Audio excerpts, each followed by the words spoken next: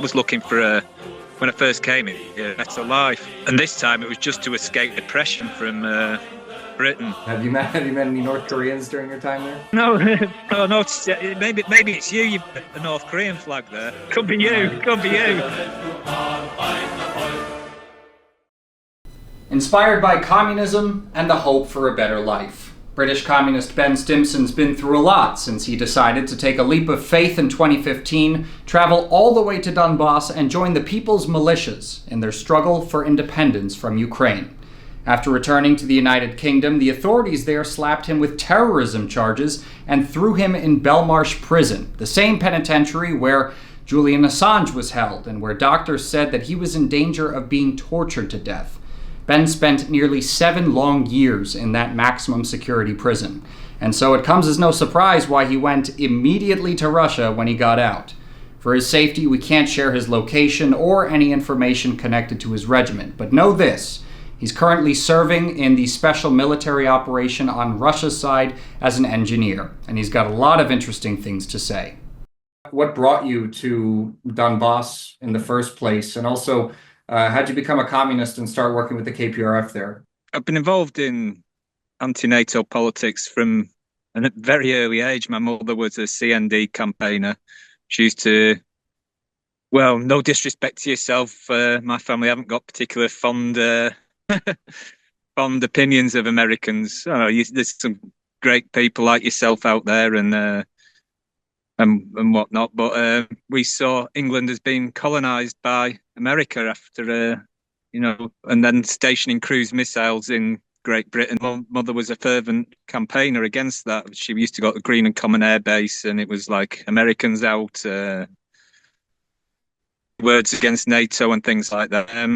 I grew up in that environment, so I was involved in radical politics, environmentalism and that sort of thing in the 1990s, campaigning against the Criminal Justice Act of 1994, involved in the free festival scene.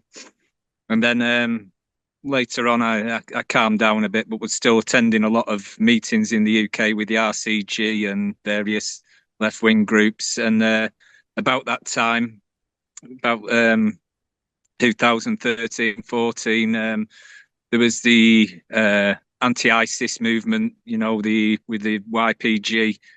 I thought about joining them. I had some problems in my life. I'd been partying far too much, attending unlicensed rave and things like that. And then I decided, as my business wasn't doing too well anymore, to up dicks. And I first thought about going join YPG, and then got talking to people involved in the Donbass, particularly Benazeo, and he said, "Come over to the Donbass. We're fighting fascism here." And I used the last of my money to go over to fly to Moscow and joined Pitnashka in 2014. I served about 3 months at Debaltseve. It was pretty. I think I got shot at once, one artillery barrage, but it was pretty quiet, very much going on. And as we were all volunteers, we were just holding the line and observing the Ukrainian forces. There was a couple of sketchy moments, nothing like there is now. And as we weren't paid, I just simply ran out of money and went back to Moscow to try and extend the visa. And Russia wasn't directly involved in the Donbass at that time. There was no passports or anything. There was no way of extending visas. So me and another British guy were asked to leave. So upon returning, I'd done an interview with the BBC. Had come to the frontline positions at Debaltseve, and I had my face covered and whatnot, but it was basically a stitch up. As soon as I landed back in Britain, I was arrested under the Terrorism Act. I was 10 months on bail, under massive surveillance and massive restrictions. And then in September of 2016, I was charged with 2 counts of terrorism and remanded in custody to HMP Belmarsh, where the likes of Julian Assange and people have been imprisoned, political prisoners. That's like a maximum security prison, right? Yeah, it's high, maximum security. It's a dangerous prison. Um, so 3 months there, and they said, "Well, your case is being transferred to Manchester, as that's the counter-terrorist unit that arrested you and charged you." I went to Strangeways. Luckily, that was more my home area. But after 10 months of remand, I was charged. One count got thrown out of court because they just couldn't get the evidence. My and suggested that there was no preparation of terrorism, and I hadn't been a member of a prescribed organisation. So they gave me 5 years, 4 months. I thought, that's not, I've done 10 months already. I haven't got that much long to do. And they said, well, that's an extended sentence. You've got to do 2/3 of that. And not just that, it's extended by another year. So it's actually 6 years and 40, I briefly got out in 2021, but it was terrible the way I was treated. But eventually I got to a low security prison. So that was okay after 2.5 years. It wasn't too bad. And luckily, COVID came in and I had a key worker's job. So my time during COVID was actually had more freedom than people outside. So that was a little bonus. But I got out for 5 months under massive restrictions, polygraph tests, facial recognition on where I was supposed to stay. So I refused the polygraph test and was sent back to prison. And then while I was in prison, I got caught with a mobile phone. So I ended up doing nearly 7 years. Wow. But upon getting out of prison, they said, well, now you've got a 15-year surveillance order. They can just come and raid your house, your electronic devices, as and when they please. So I managed to get back to Russia. But on my way here, I was detained at Manchester Airport. They took me off the plane, questioned me for a few hours. And I said, oh, well, I'm going for a job interview, and to be honest, I'm going to apply for asylum while I'm in Russia because of what you're doing. And I missed my flight. So I only had about, what was it, 1,500 English pounds. So I had to buy a second flight. I landed back in Moscow with 450 English pounds. And then me and another British volunteer here, the press got wind of it. The British press completely doxed the both of us. We were front page news, like British traitors fighting for Putin. And at the time, I wasn't even in the military. They were saying I was in the military and had been seen at the front lines. I said, I've been nowhere near the front lines. So they were actually lying about me. And so I did a bit of humanitarian with inter-brigades in Donetsk for 3 months and then put in for asylum and then rejoined the Russian army in May last year. That's nuts how they So treated you like a terrorist for joining up with the militias in well, Donbass. Britain just uses the Terrorism Act for anything these days. Journalists, peace activists, pro-Palestine people, and the right-wing people are getting charged with it. It doesn't matter who you are, what Yeah. politician you are in Britain. If they don't come in for you with the Terrorism Act, left-wing, right-wing, environmentalists, everything, And then they call themselves lock a you up. democracy. Not a democracy. Britain's never been it's a joke, Britain's democracy. No head of state, unelected upper house, first past the post electoral system. It's Yeah. not a democracy at all. Rishi Sunak, 12 people voted for him to become prime minister. That's less than Kim Jong Un. Yeah. And say North Korea's. Yeah. If you look at it like that, 12 people voted for the prime minister, the last prime minister. Well, you were talking about the fact that you had fought before the SMO began, obviously, and you said that the fighting was different at that point. How has it changed? Can you talk about that?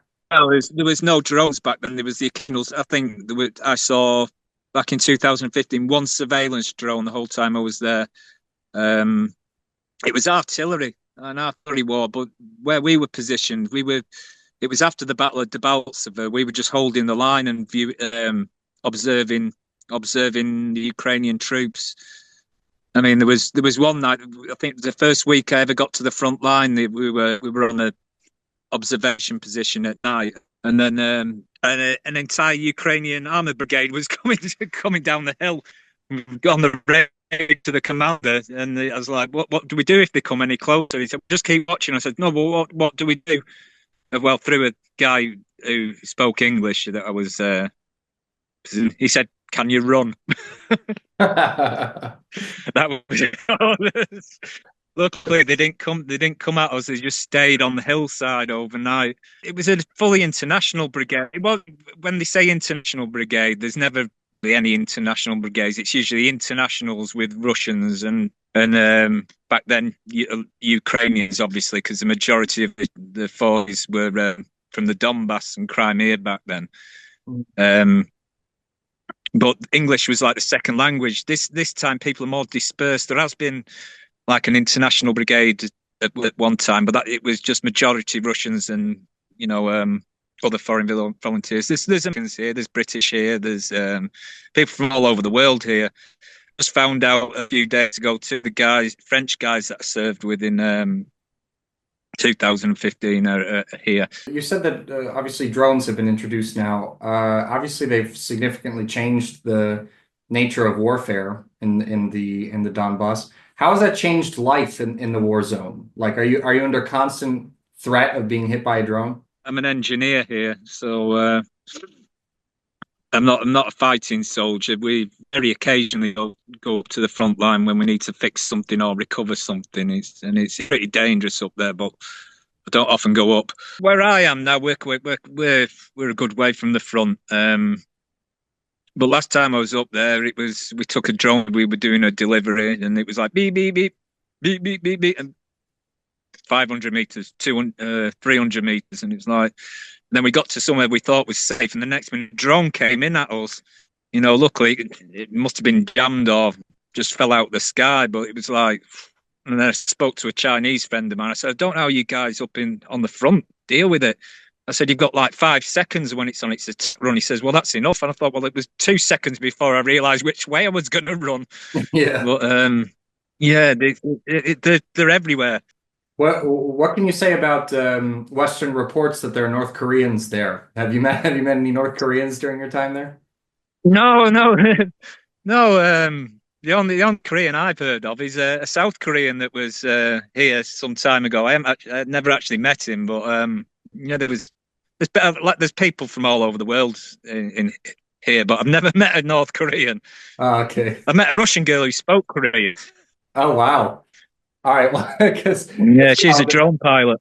the West is going on and on about North Koreans saying, I mean, even Zelensky Is there said any they've actual captured evidence? some. I don't know. It's Yeah, yeah. no, they might be Tuvan. They might be Tuvan or Chinese. I don't know. Uh, well, if you find them, you'll have to let me know. Oh no, maybe it's you. You've got a North Korean flag there. That's true. That's true. Yeah, I brought it back It could be from you. my Could be trip you. to yeah.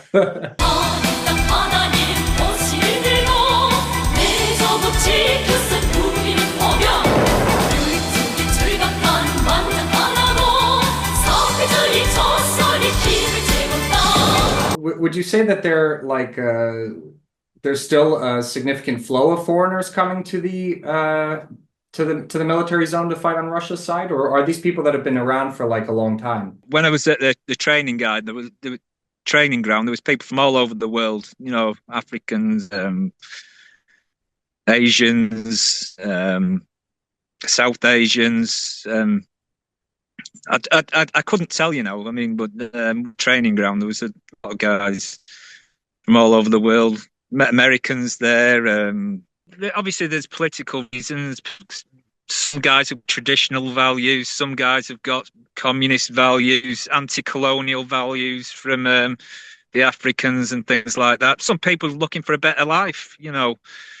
Everyone has their own reasons. I mean, mine was most political, but I was looking for when I first came here, a better life as well. And this time it was just to escape oppression from Britain. Well, maybe you could tell us about some of the work you've done with the KPRF there. What is some of the things that the KPRF does to help the soldiers at the front and the humanitarian situation there as well that you've seen?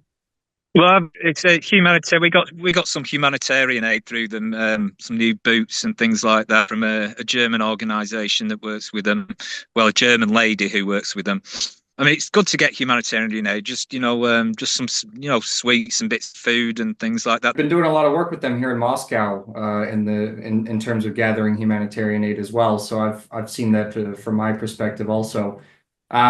What do you think is how do you think the conflict's going to end? Like, what's going to have to be done? Oh no, it's a complicated one. I mean, I'm just getting my news for YouTube, really. I mean, my Russians, I can have basic conversations, so I never fully understand what's being said on the Russian news. I watch that military channel summary. That's just a summary of everything that goes on in the last 24 hours. And they say Donald Trump said he would get in, and now they're saying he's post sanctions. You never know. You never know where you are with Donald Trump, do you? Right. He says one thing and then does another. Hopefully, it'll end this year. Yeah, now he's saying 6 months. He said one I day mean, but when he was on the it's got to campaign. it's got to end on the terms of you know, Ukraine stay out of NATO. That's the red line, and then the Russian speaking areas of Zaporozhye, Kherson, and Lugansk are going to have to be ceded. I mean, it was NATO that pushed for this. There was a peace deal. Boris Johnson, that clown from London, flew over and told them not to accept it. And Yeah. now look at the state of Ukraine. It's a basket case. And they said they wanted their own sovereignty. They're owned by America. What is it? 95% of GDP is the loan repayments now. I mean, they've turned country after country into base saying we're spreading democracy. They've just done it with Syria. And now you've got Jihadi John running the country. Look at it. Yeah. It's a joke. I mean, how many times have 3 times the Kurds have been promised, we'll help you, we'll help you. And they've sold them out every time.